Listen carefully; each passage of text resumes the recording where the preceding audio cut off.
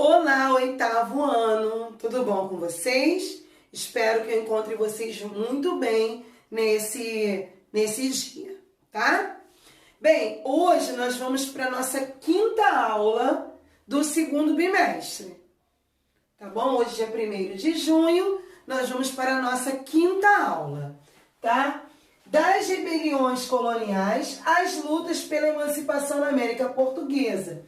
Vamos estar estudando da página 104 a 111, tá bom? E o que nós vamos... Lutas das rebeliões coloniais, as lutas pela emancipação da América. Nós estávamos falando sobre as emancipações e agora nós vamos falar da emancipação na América Portuguesa. Na folhinha de hoje de vocês, eu coloquei assim: o Brasil foi colonizado por Portugal a partir de 1500, mas a efetiva exploração do território não começou no mesmo ano. Inicialmente, os portugueses apenas extraíam das terras brasileiras o pau-brasil, que era trocado com os indígenas. Na falta de metais preciosos, que demoraram a ser encontrados, esse tipo de relação de troca, chamado escambo, permaneceu por algumas décadas. A postura dos portugueses em relação ao Brasil só se alterou quando a ameaça de perder a nova terra e seus benefícios para as outras nacionalidades aumentou. Então, o português continuava com a questão do escambo, que era a troca, né? Ele trocava espelhos, pentes, por coisas importantes no Brasil, como ouro, como pau-brasil, né? Então, assim, ele lucrava muito com o escambo, tá? Mas, a princípio, o português já vou me preocupar com o Brasil, o que é o Brasil, não é nada. Só que quando outros países começam a querer interferir no Brasil, aí os portugueses falam: opa, não. Vamos ter que tomar uma iniciativa. E é o que eles começam a fazer, quer dizer, é o que começa a acontecer. Como existem muitas rebeliões no Brasil, ou muitas rebeliões, vai começar essa luta pela emancipação, tá? Nós vamos falar sobre a Conjuração Mineira e a Conjuração Baiana, que são os exemplos disso, tá? Mas nós vamos começar a falar sobre Marquês de Pombal, que vai ser o foco inicial do capítulo para que nós possamos entender o que aconteceu nesse processo. Então, vamos lá. Na página 106, eu tenho uma imagem do rei de Portugal, rei de Portugal, Inglaterra, Holanda e França. Agora, reparem aí, o que o rei de Portugal está fazendo nessa imagem? Ele está dando dinheiro para o rei da Inglaterra. Gente, posso dizer para vocês que 90% do lucro com o ouro brasileiro ou o ouro brasileiro foi para a Inglaterra. 90%. Portugal tinha relações comerciais com a Inglaterra desde sempre, né? Isso vai interferir e muito na história do Brasil. Então, eu tenho aqui Marquês de Pombal. Deixa eu falar aqui. Grã-Bretanha, que era a Inglaterra, né? França e Holanda eram quem estavam de olho aqui no Brasil. E aí, nós vamos ver, estudando a história do Brasil, que várias vezes eu vou ter França tomando iniciativa, querendo invadir. Foi criada a França Antártica aqui no Brasil. Então, assim, eles queriam invadir o Brasil de qualquer maneira, tomar o Brasil. Quando começa isso, é que Portugal vai frear. Fala: opa, quem manda aqui sou eu. No contexto de dificuldades econômicas, o reino português apoiou-se nas alianças com a Grã-Bretanha. Estudiosos do século XVIII já alertavam sobre a necessidade de Portugal modernizar a sua economia para libertar-se da dependência externa, como demonstra o trecho a seguir, escrito no final do século de 1780. Aí está aqui o trecho, vou ler.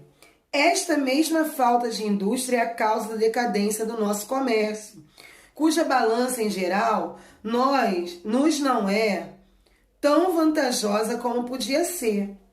A Grã-Bretanha é, na nossa Europa, o que tem feito maiores progressos na agricultura. A Holanda nos prova ainda que só a indústria e a opulência de uma nação a pode fazer respeitável, e não a vasta extensão de suas províncias. Então, o governo português buscou soluções, partindo desse princípio que precisava ter indústria, buscou soluções para a economia em sua colônia. Com isso, a ordem para o Brasil era o quê? Vamos enrijecer o pacto colonial. Então, para preservar a soberania do reino português, em 1661 foi criado um decreto que proibiu o comércio da colônia com todos os navios estrangeiros. Outra lei determinou que os navios que partiam da colônia só poderiam ancorar em portos portugueses. As restrições aumentaram com a lei de 1711, pelo qual o navio estrangeiro só navegariam para a América Portuguesa em frotas oficiais. Bem, agora o livro vai abordar as reformas pombalinas. O que são isso? São as reformas feitas pelo Marquês de Pombal. Tá? Ele foi conhecido por inovar as terras portuguesas e ele vai chegar ao Brasil. E ele que vai fazer a transferência da sede da capital de Salvador para o Rio de Janeiro. E aqui vai querer modernizar, né? Transferiu a capital de Salvador para o Rio de Janeiro, visando aproximar o centro político da colônia das áreas mineradoras. Então, o que ele faz? Tira lá, o centro está em Salvador. Não, vamos vir para o Rio, que está mais próximo do ouro. Porque o ouro era tirado na região de Minas Gerais. Minas Gerais não tem um porto. Então, tinham que trazer para o Rio de Janeiro. Essa travessia interessou a Marquês de Pombal. As reformas realizadas por Pombal refletiram a penetração na administração portuguesa dos ideais iluministas, com a valorização da razão, a crítica ao poder da Igreja e a importância atribuída à ciência e ao ensino. No entanto, não se questionava o poder absoluto do rei, pois o objetivo era conciliar desenvolvimento econômico com o absolutismo monárquico.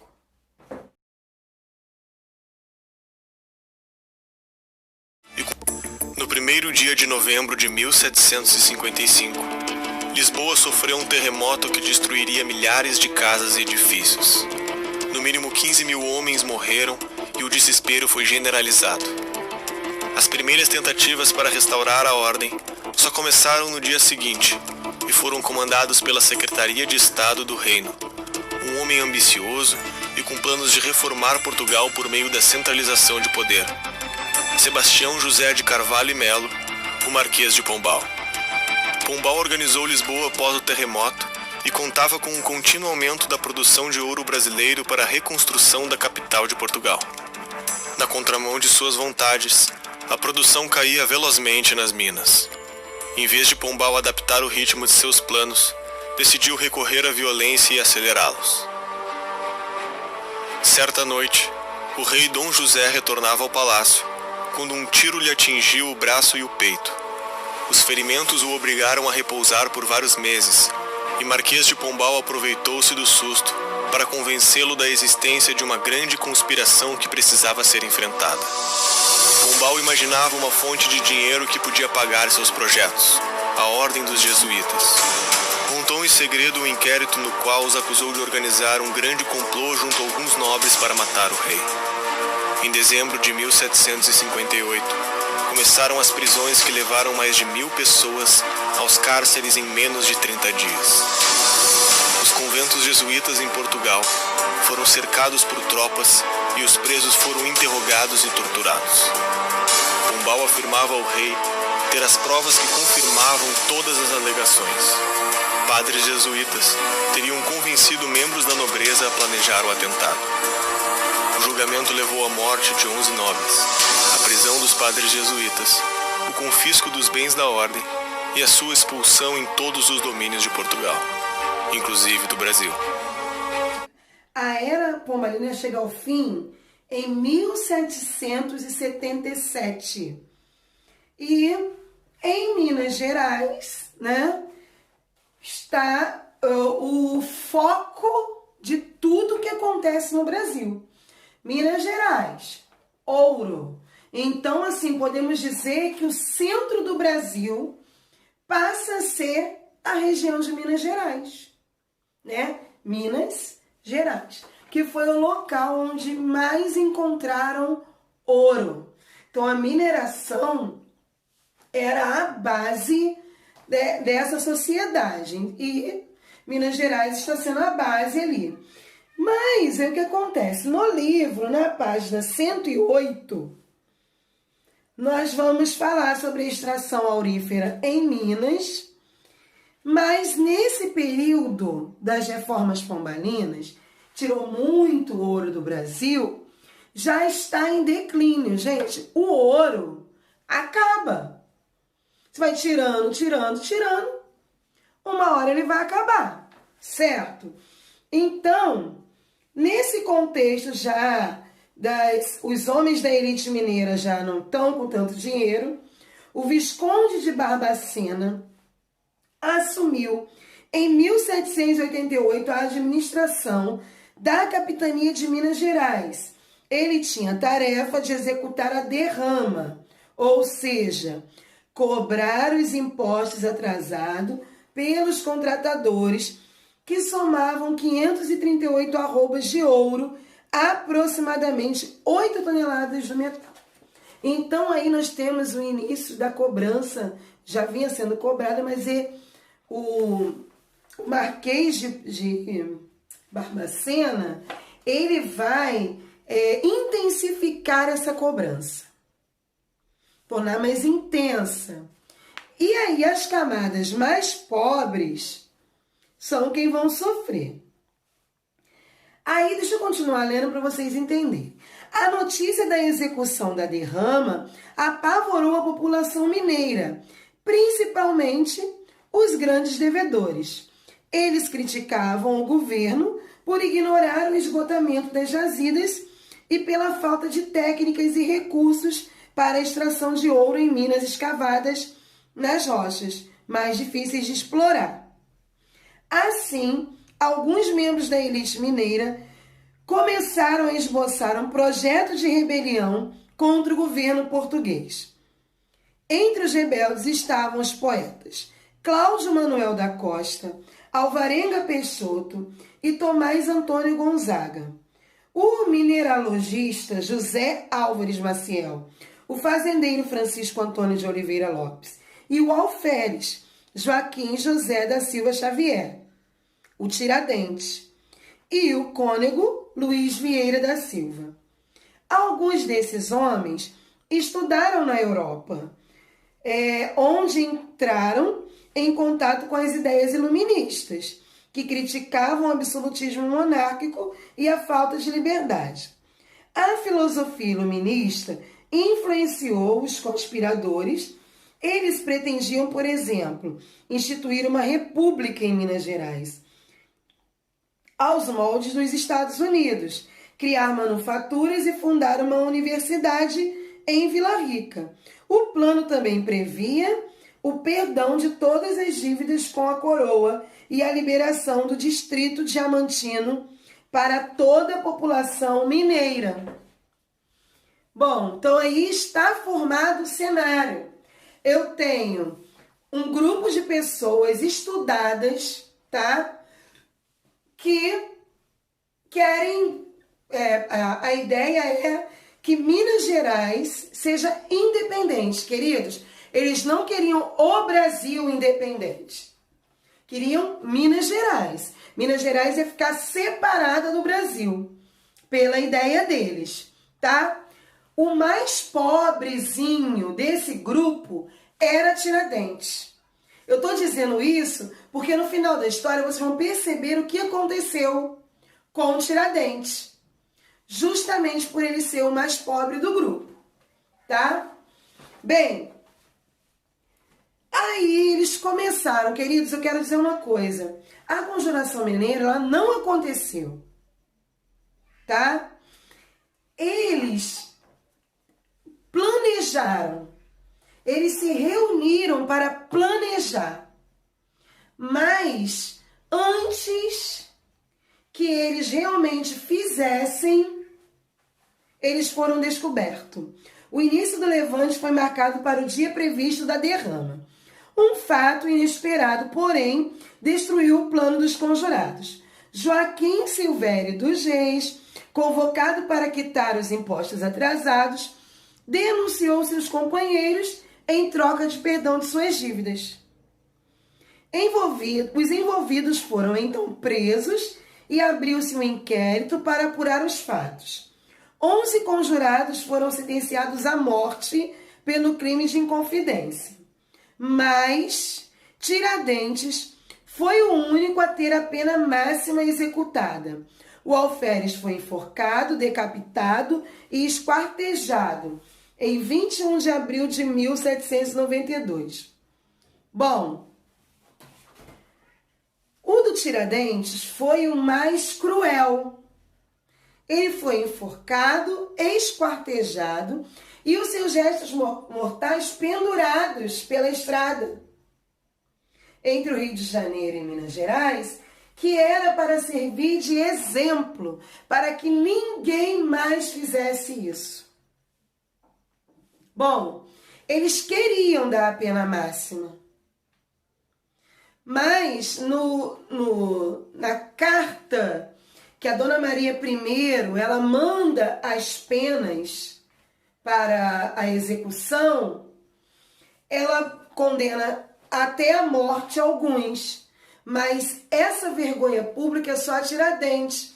E os historiadores alegam que Tiradentes foi escolhido por ser o mais pobre dos que estavam ali envolvidos. Bom, o livro vai ressaltar a participação das mulheres nesse período. Algumas mulheres, como Hipólita Jacinta Teixeira de Melo, apoiaram a Conjuração Mineira. Em maio de 1789, ela escreveu uma carta a seu marido, o inconfidente Francisco Antônio, informando-o de que o líder Tiradentes estava preso no Rio de Janeiro por causa dos planos da revolta, e pediu a ele que agisse com cautela.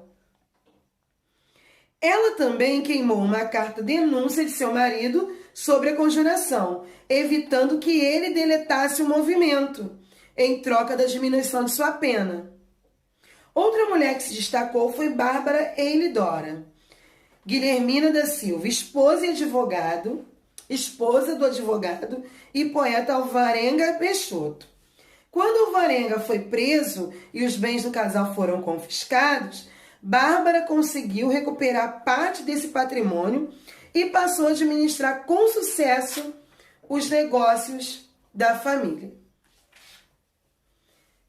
Aqui na página 109 tem um texto sobre Joaquim José da Silva Xavier. A figura e história de Tiradentes encerra um mito que transcende os eventos do século XVIII. Seu mérito político só foi reconhecido muito mais tarde, na segunda metade do século XIX, e mais especialmente no período republicano. Capistrano de Abreu o considerou de pouca relevância inovou ao ressaltar a singularidade de sua trajetória no contexto do século XVIII, destacando suas origens sociais e seu papel de articulador entre as diversas facções do movimento. Já para José Murilo de Carvalho, a construção do mito Tiradentes revelou a fragilidade e a pouca densidade histórica dos candidatos a herói. Quando da proclamação da República, em 1889, momento em que foi celebrizado como paladino da liberdade, seria, entretanto, Joaquim Norberto Souza e Silva quem mais contribuiu para a mitificação de Tiradentes.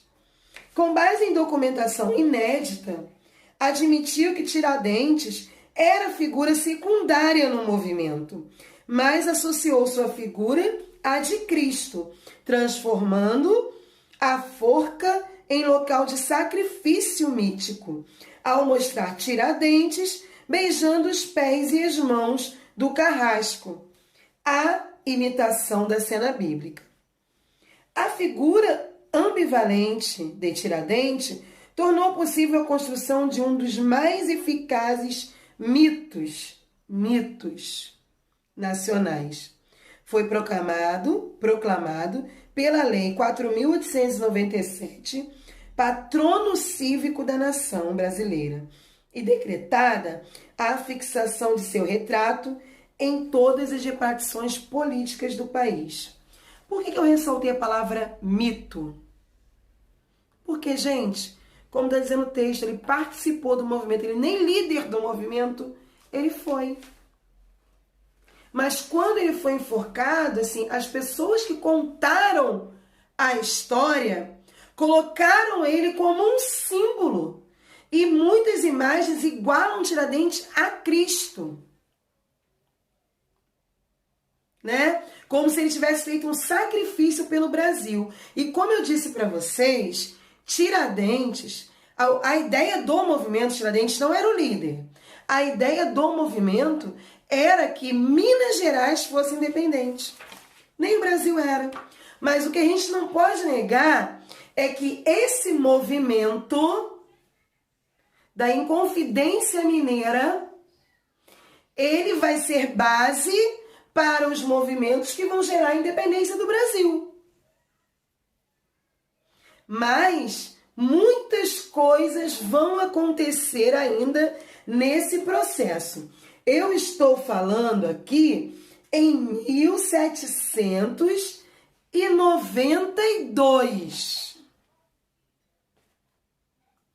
1792. O Brasil, ó, 1792. O Brasil só se torna independente em 1822. Ok? Então, ainda demora um tempo para o Brasil se tornar independente. A outra conjuração aconteceu na Bahia. Lembra que eu falei que a Bahia, o Salvador, era o centro do poder? E o Marquês de Pombal muda para o Rio de Janeiro, então a Bahia ficou um pouco de lado. Conjuração baiana. No final do século XVIII, a Bahia também foi palco de uma revolta contra a dominação portuguesa. A população de Salvador sofria com a escassez de alimentos, gerada principalmente pela redução do plantio de gêneros alimentícios. Isso ocorreu porque muitos proprietários baianos destruíram as lavouras de alimentos que seriam consumidas na colônia por plantações de cana-de-açúcar para exportação. Então, eles tiram aqueles alimentos essenciais e começam a plantar cana-de-açúcar para tudo que é lado. Isso vai ser um problema. Aí, terceiro parágrafo. Assim como ocorreu em Minas Gerais, os ideais iluministas foram difundidos em Salvador. E em 1797, importantes intelectuais da Bahia como o comerciante Francisco Agostinho Gomes, o médico Cipriano Barata e o professor Francisco Muniz Barreto, fundaram a Sociedade Maçônica Cavaleiros da Luz. Os membros reuniram-se para traduzir e estudar textos de pensadores franceses, como Jean-Jacques Rousseau e Voltaire, que nós já estudamos. O princípio objetivo da sociedade era difundir os ideais iluministas da Revolução Francesa. Aí vamos lá, o que os conspiradores queriam? Os conspiradores pretendiam realizar na Bahia uma reforma social e política profunda, que incluía reivindicações de grupos menos favorecidos da sociedade, como o aumento da remuneração dos soldados e medidas mais gerais, como a liberdade de comércio com outros países. Eles também planejavam abolir a escravidão e implantar na Bahia uma república democrática nos moldes da França. Essas ideias atraíam integrantes das camadas populares. Os fazendeiros, os ricos, não vão querer isso. Como escravizados, negros libertos, alfaiates e soldados, que participaram ativamente do movimento. Então, a conjuração baiana, ela vai ser liderada pelo povão. Pelo povão. Simples, porque o povo vai para a rua. Aí, vai ter um aviso para o povo. A vós, povo, que nasceste para serem livres e para gozares dos bons feitos da liberdade. A vós, povos que viveis flagelados com o pleno poder do indigno coroado, e esse mesmo rei que vós criaste, esse mesmo rei, tirano, é quem se firma no trono para vos vexar. Homens, o tempo é chegado para a vossa ressurreição. Sim, para ressuscitares do abismo da escravidão, para levantares a sagrada bandeira da liberdade. A França está cada vez mais exaltada. As nações do mundo têm seus olhos fixos na França. A liberdade é agradável para todos. O dia da nossa revolução, da nossa liberdade e de nossa felicidade está para chegar. Liberdade, igualdade, fraternidade, ideais da Revolução Francesa são buscados aqui na Conjuração Baiana. E aí o governo? A reação do governo foi rápida e violenta. Dispersando o movimento ainda em seu início, o soldado mestiço Luiz Gonzaga das Virgens, um dos líderes da revolta, foi acusado de ter produzido os cartazes. Foi preso. Diante da prisão do líder, outros conjurados prepararam um motim marcado para o dia 25 do mesmo mês. O governo também agiu com rapidez. Com as informações obtidas em interrogatórios e identificação da letra dos cartazes distribuídos pelos rebelados, o governo chegou aos principais líderes do movimento. Os alfaiates, João de Deus e Manuel Faustino dos Santos. O soldado Lucas Dantas do Amorim e Luiz Gonzaga foram condenados à morte e executados na forca no dia 8 de novembro de 1799. Alguns membros da maçonaria cumpriram penas leves ou foram absolvidos. Após o julgamento e a execução da sentença dos acusados, o governo português tratou de desvalorizar a conjuração e desqualificar seus líderes. Identificou o episódio como uma conspiração de um povo desprovido de religião, sem cultura ou organização. Assim, a pena atribuída aos participantes da conjuração é uma evidência da diferença na aplicação da lei de acordo com a condição social dos condenados. Então, a pena vai se valer da condição dos condenados. Porque aqui, na Conjuração Baiana, eu tenho as pessoas mais pobres, né? Lutando por essa conjuração. Então, hoje foi Conjuração Mineira e Conjuração Baiana. Eu fiz um esquema aqui para vocês sobre a Conjuração Mineira e Baiana, tá? Olha aqui, bem explicativo. Eu vou explicar depois, vou deixar para vocês copiarem. Influências da Mineira: Iluminismo e a independência dos Estados Unidos.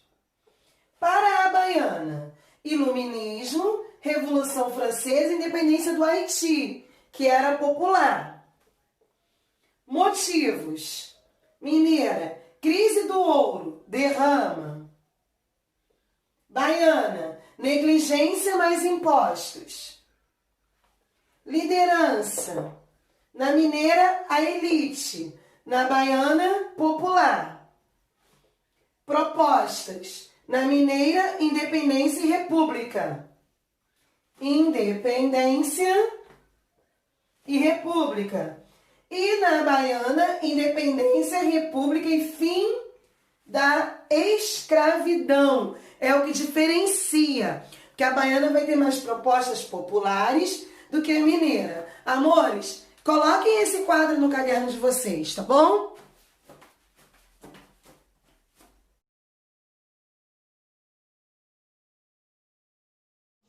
Em matriz, nós temos aqui o número 1, tá? Da matriz da aula 5 de História. São características da colonização na América. Letra A: exploração de recursos minerais, utilização do trabalho livre e predominância da pequena propriedade.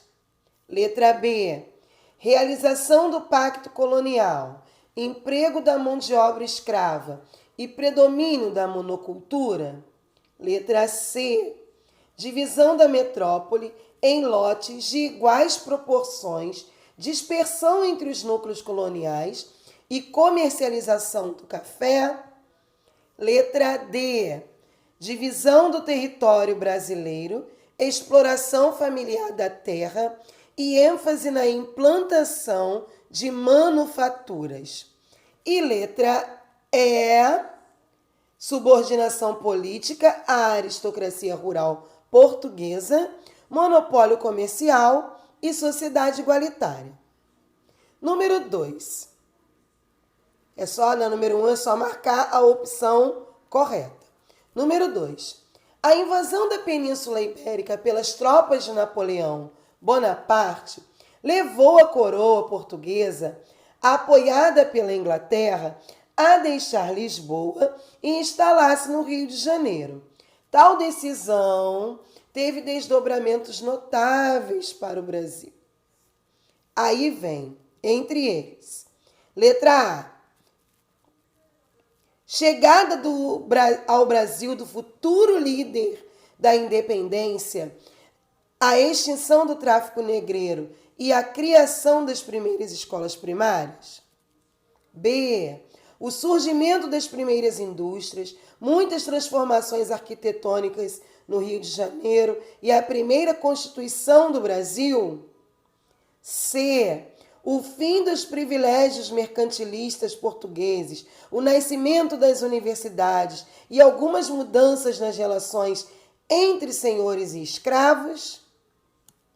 D: a abertura dos portos brasileiros a outras nações, a assinatura de acordos comerciais favoráveis aos ingleses e a instalação da imprensa régia. E: a elevação do Brasil à categoria de Reino Unido, a abertura de estradas de ferro ligando o litoral fluminense ao Porto do Rio e a introdução do plantio do café. Na correção, a número 1 é a letra B. Realização do pacto colonial, emprego da mão de obra escrava e predomínio da monocultura. E a número 2, letra C, o fim dos privilégios mercantilistas portugueses, o nascimento das universidades e algumas mudanças nas relações entre senhores e escravos.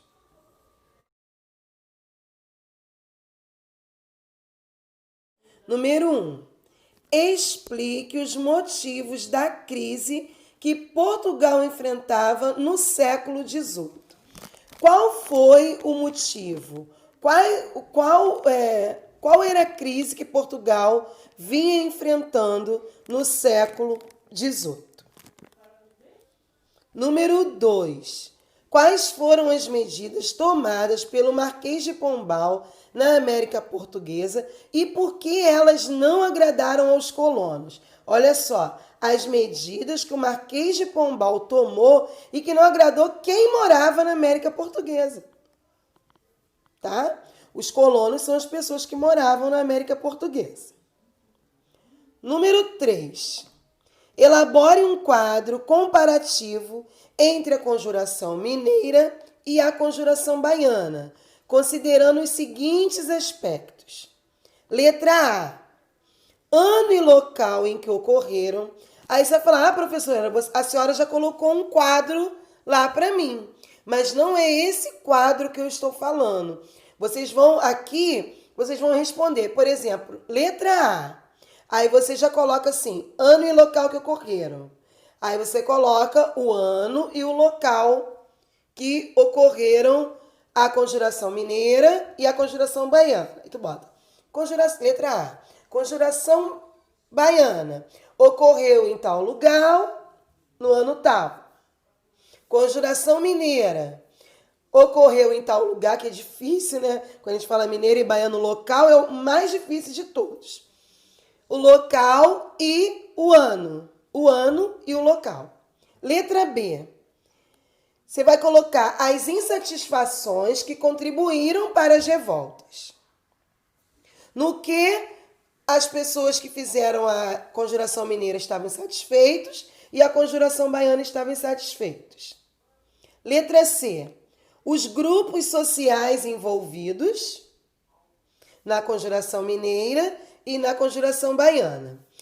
Na D, acontecimentos e ideais que inspiravam os movimentos. E a letra E, as reivindicações dos conjurados. E a letra F, o desfecho dos movimentos. Tá bom? Façam aí.